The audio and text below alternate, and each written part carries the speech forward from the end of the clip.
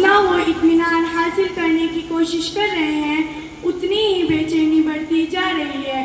اللہ تعالیٰ فرماتے ہیں دلوں کا اطمینان صرف اللہ کے ذکر میں ہے، اور آپ صلی اللہ علیہ وسلم نے فرمایا ذکر کرنے والا ایسا ہے جیسے زندہ، اور ذکر نہ کرنے والا ایسا ہے جیسے مردہ۔ ذکر سے اللہ کا دھیان پیدا ہوتا ہے۔ اللہ کا دھیان انسانوں کو برائیوں سے روکتا ہے اور اچھے کاموں پر آمادہ کرتا ہے۔ اللہ تعالیٰ فرماتے ہیں ذکر کرنے والے کا تذکرہ فرشتوں کی مجلس میں فرماتے ہیں۔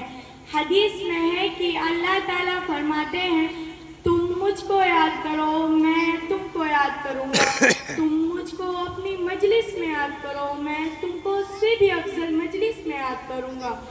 انسان زندگی میں جن چیزوں کی فکر میں لگا رہتا ہے مرتے وقت وہی چیزیں اس کے سامنے آتی ہیں۔ ایک صحابی رضی اللہ عنہ نے آپ صلی اللہ علیہ وسلم سے پوچھا سب سے افضل عمل کیا ہے جو اللہ کے قریب کر دے؟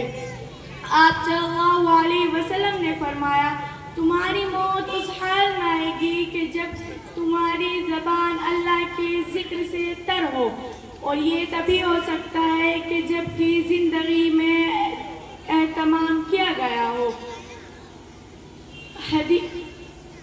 آمین وآخر دعوانا الحمدللہ رب العالمین۔